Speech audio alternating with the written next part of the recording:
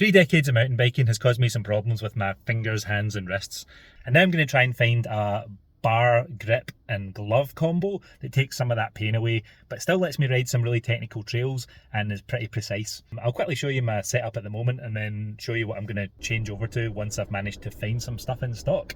You might notice the cracks on these carbon raceface bars right beside the stem. Probably time for me to get a new set of bars no matter what. I've seen a couple of these bars snap off around about that location in some reasonably decent crashes. I don't want to find myself in the middle of nowhere slashed up with bits of carbon handlebar sticking into me. The grips are just relatively normal raceface lock-ons. No, I don't hate these bars. This setup's been relatively comfortable and it's been reasonably precise. There's nothing majorly wrong with it. I just think that I can probably do better.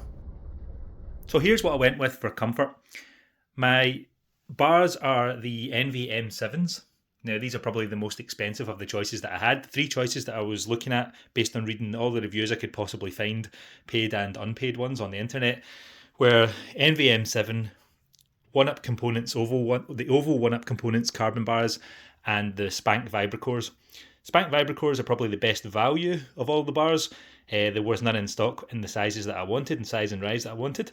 The One-Up Components oval bars, which basically achieve the compliance by having an oval bar that lets it flex in the way that gives you a bit of comfort, but not flex in the way that makes you lose precision. So your steering input should be relatively good, but it still gives you a bit of flex.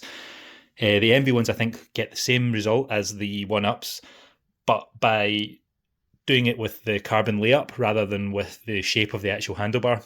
So reading everything, the enve ones seem to come out on top in all the tests, but they're 30 to 50% more expensive than the One-Up Components carbon bars. The One-Up Components carbon bars, I didn't go with them because they were the e-bike or the electric shifter version, which I think have a hole so you can run internal cables or something in the bars. I don't want a hole in my bars and I don't want to run electric shifters or any electronic stuff if I don't need to. I struggle enough to remember to charge lights for riding in the winter, so I don't want any other batteries to remember. I'd rather my bike just worked. If I left it working, it picked it up again, it would still work. So I prefer simplicity and I don't feel the need to have little holes in my bars to run cables and stuff.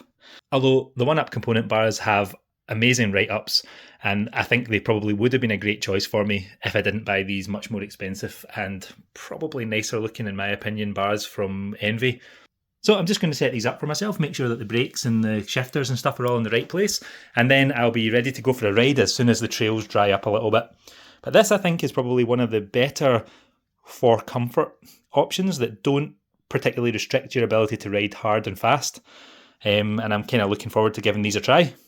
So with this all in the right place, so that the up marker on the ergon grips is actually up, the levers are in the right place for me sitting or standing, the dropper post lever is nice and reachable and not catching on my thumb, same with the shifter. With all that stuff set up, this bike actually feels relatively comfortable just with me sitting on it inside, bouncing around on it and having a little feel.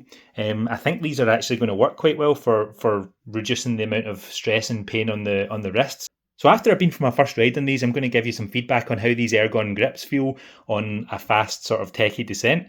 And I'm going to give you some feedback on how they felt for the sort of cross-country climbing-y kind of parts of the rides as well, just normal sort of mountain biking, trail biking type of riding. My first impressions are that this is going to be quite comfortable. I'm definitely not wanting to take them off immediately. I'm kind of keen to get out and have a go on them.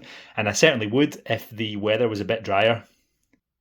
So tune in to the next video and I'll tell you whether these Ergon GA3 grips are actually good for technical descending or whether or not they should remain on a comfort bike or a commuter.